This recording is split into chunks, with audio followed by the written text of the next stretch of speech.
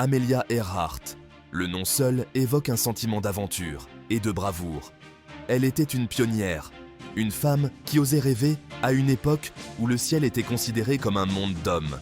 Ses exploits ne se résumaient pas à battre des records d'aviation, il s'agissait de briser les barrières. Dès son plus jeune âge, Earhart avait une passion pour l'exploration. Cette passion l'a conduite vers le ciel, où elle a rapidement marqué l'histoire. Elle a été la première femme à traverser l'océan Atlantique en solitaire, un exploit qui lui a valu une renommée internationale. Mais Earhart était plus qu'une simple pilote qualifiée. Elle était une défenseur des droits des femmes, utilisant sa tribune pour défendre l'égalité des sexes. Amelia Earhart était plus qu'une simple pilote. Elle était un symbole de courage, de détermination et des possibilités illimitées qui s'offraient à ceux qui osaient rêver.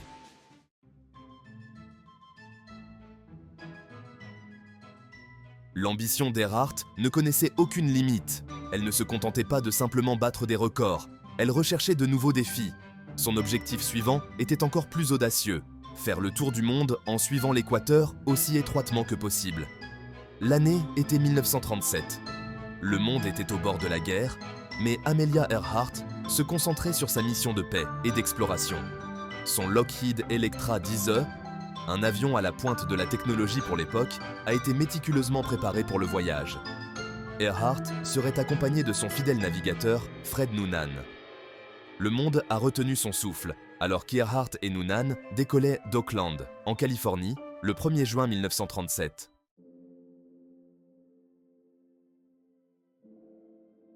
Leur voyage a été semé d'embûches dès le départ. Des difficultés mécaniques, des conditions météorologiques imprévisibles et la simple distance du voyage ont mis à l'épreuve leurs compétences et leur détermination. Pourtant, Earhart et Noonan ont persévéré, leurs esprits intrépides.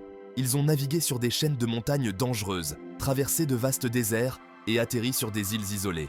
Leur voyage a captivé le monde. Partout, les gens suivaient leur progrès avec impatience, inspirés par leur courage et leur détermination. Mais le 2 juillet 1937, alors qu'Earhart et Noonan approchèrent de la fin de leur voyage, la tragédie a frappé.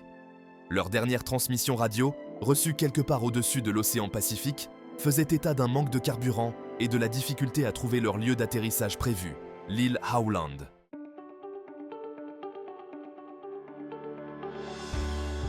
Les premiers jours du vol ont témoigné de l'habileté et de la résilience d'Earhart et Noonan.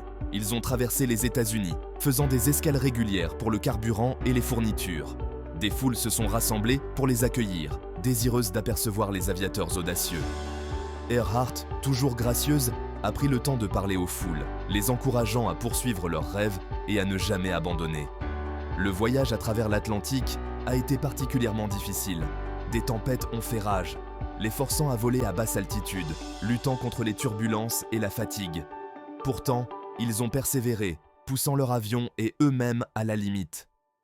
Leur atterrissage au Sénégal, en Afrique, a été un moment triomphant, un témoignage de leur détermination sans faille.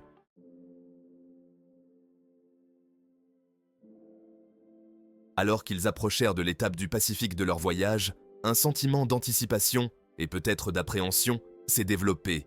C'était la partie la plus intimidante du vol, couvrant de vastes distances au-dessus de l'océan avec peu de possibilités d'atterrissage d'urgence. Earhart et Noonan connaissaient les risques, mais leur détermination à mener à bien leur mission est restée inébranlable. Ils ont fait une escale cruciale à Lae, en Nouvelle-Guinée, le 29 juin 1937. Ce fut leur dernier arrêt avant l'étape la plus longue et la plus dangereuse de leur voyage, le vol de 2556 miles jusqu'à l'île Howland, un minuscule morceau de terre dans le vaste océan Pacifique. Le Lockheed Electra était chargé de carburant, poussant son poids à la limite. Les bulletins météorologiques n'étaient pas idéaux, avec des rapports d'orages épars et une faible visibilité. Pourtant, malgré les défis, Earhart et Noonan sont restés concentrés et déterminés.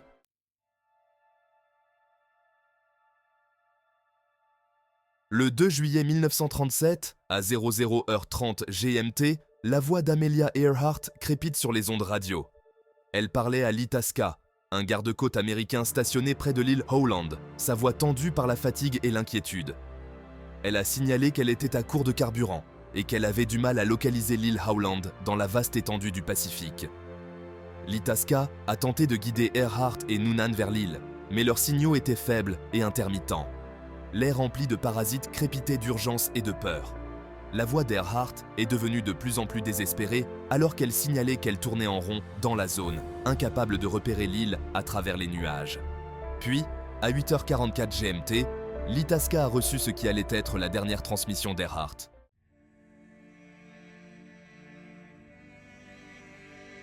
La théorie la plus largement acceptée et celle retenue par l'enquête officielle du gouvernement américain est que l'avion d'Amelia Earhart s'est écrasé et a coulé dans l'océan Pacifique.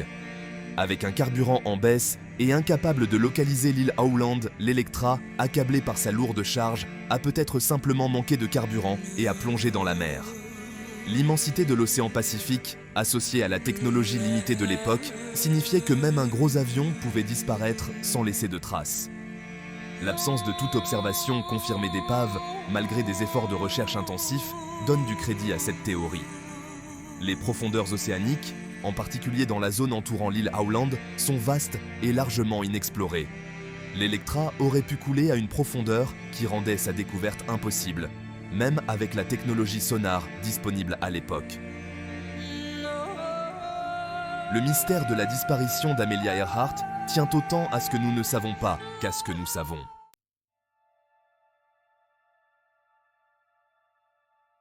L'une des théories les plus persistantes et les plus intrigantes est qu'Earhart et Noonan ont atterri sur l'île Gardner, aujourd'hui connue sous le nom de Nikumaroro, un atoll isolé du Pacifique. Cette théorie est basée sur plusieurs éléments de preuve circonstancielles, notamment des appels de détresse captés par des opérateurs radio du monde entier, certains affirmant avoir entendu la voix d'Earhart implorer de l'aide pendant des jours après sa disparition. Alimentant davantage cette théorie, des artefacts ont été trouvés sur l'île, des restes d'un feu de camp, des morceaux de ce qui semble être des articles de toilette pour femmes et des pièces d'un avion qui, bien que jamais liées de manière concluante à l'Electra, correspondent à sa description. L'hypothèse de l'île Gardner captive l'imagination, offrant une lueur d'espoir qu'Earhart et Noonan aient survécu à leur vol malheureux, même si ce n'est que pour peu de temps.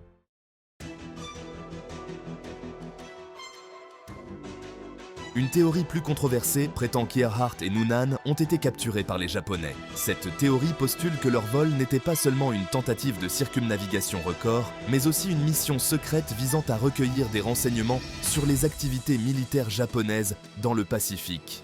Les partisans soulignent les témoignages d'habitants des îles Marshall, un territoire japonais à l'époque, affirmant avoir vu un avion correspondant à la description de l'Electra détenu par les autorités japonaises.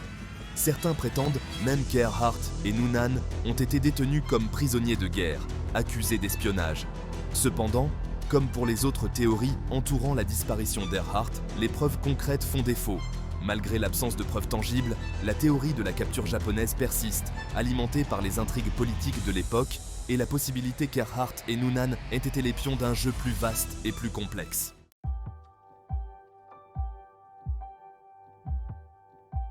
Le mystère persistant de la disparition d'Amelia Earhart continue de fasciner et d'inspirer. Malgré le temps qui passe, la recherche de réponses se poursuit, avec de nouvelles expéditions, des avancées technologiques et un réexamen des preuves existantes offrant des lueurs d'espoir pour une percée. Chaque nouvelle information, aussi petite ou peu concluante soit-elle, relance le débat et alimente la fascination du public.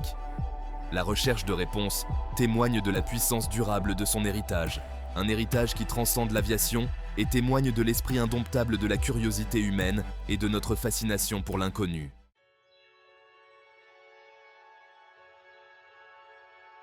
Les eaux du Phénix, une fausse aube.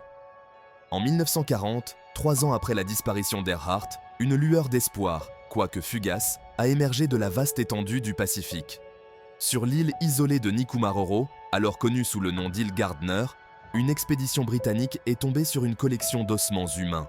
La découverte a envoyé des ondes de choc à travers le monde, ravivant l'espoir qu'Amelia Earhart et Fred Noonan aient pu survivre à leur accident et vivre leurs derniers jours en tant que naufragés. Les restes squelettiques, 13 os au total, ont été envoyés aux Fidji pour analyse. Les premiers rapports, basés sur la taille et la structure des os, suggéraient qu'ils pourraient appartenir à une femme d'origine européenne. Le monde a retenu son souffle, osant croire que le mystère de la disparition d'Amelia Earhart pourrait enfin être résolu. Cependant, cet espoir a été de courte durée. Une analyse plus approfondie menée par le docteur D. W. Woodless, un anatomiste britannique, a conclu que les os étaient probablement ceux d'un homme polynésien.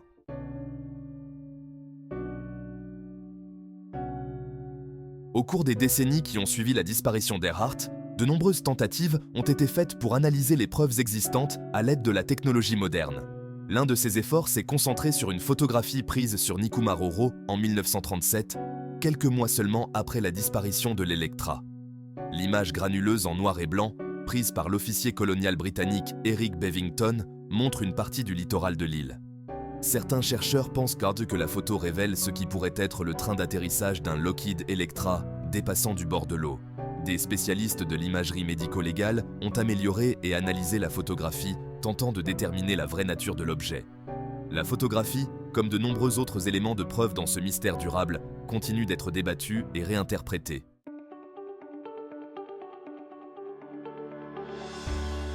La quête pour percer le mystère de la disparition d'Amelia Earhart continue de captiver les explorateurs, les scientifiques et les historiens. De nouvelles expéditions sont lancées régulièrement, chacune armée des dernières technologies et animée par l'espoir de découvrir la vérité insaisissable. Une organisation à l'avant-garde de cette recherche est le Groupe international pour la récupération des aéronefs historiques, ou TIJAR. Cette équipe dévouée a mené de nombreuses expéditions à Nikumaroro, passant méticuleusement l'île au peigne fin à la recherche d'indices. Leurs efforts ont permis de découvrir des artefacts intrigants, notamment des morceaux d'aluminium qui pourraient nous provenir de l'Electra, une boîte à poudre pour femmes et un couteau à manche en os. Bien que ces découvertes soient alléchantes, aucune n'a fourni de preuves concluantes du sort d'Earhart. Malgré les défis, les recherches se poursuivent, alimentées par la conviction durable que l'histoire d'Amelia Earhart mérite une fin digne de ce nom.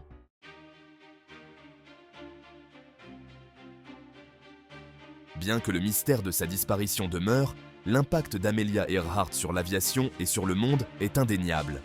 Elle a osé atteindre le ciel à une époque où peu de femmes le faisaient, devenant un symbole de courage, de détermination et des possibilités illimitées qui se trouvent au-delà de l'horizon. Ces réalisations ont transcendé l'aviation, inspirant des générations de femmes à poursuivre leurs rêves sans limite. L'héritage d'Earhart ne se résume pas à battre des records d'aviation. Il s'agit de briser les barrières. Son histoire continue de résonner aujourd'hui, témoignage de la puissance de l'ambition humaine et de l'attrait durable de l'inconnu. Le nom d'Amelia Earhart est à jamais gravé dans les annales de l'histoire. Un brillant exemple d'un esprit qui a refusé d'être cloué au sol par les conventions ou la peur.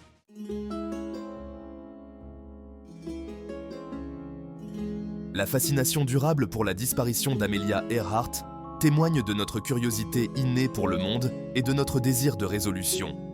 Le manque de réponse définitive, l'absence de chapitre final à son histoire, ne fait qu'amplifier notre intrigue. Nous sommes attirés par l'inconnu, par la possibilité de découvrir ce qui s'est passé en ce jour fatidique de 1937. Les théories abondent, chacune offrant une explication plausible, mais manquant de preuves concrètes nécessaires pour apporter une réponse définitive. Était-ce un accident tragique, une lutte désespérée pour la survie sur une île isolée, ou quelque chose de plus sinistre impliquant l'ombre menaçante de la guerre? L'absence de réponse concrète permet à notre imagination de s'envoler, alimentant les spéculations et les débats qui se poursuivent encore aujourd'hui.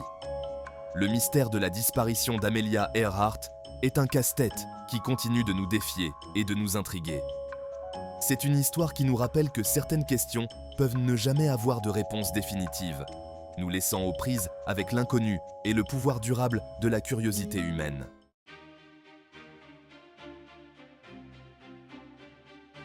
Amelia Earhart a dit un jour « Le moyen le plus efficace de le faire, c'est de le faire ».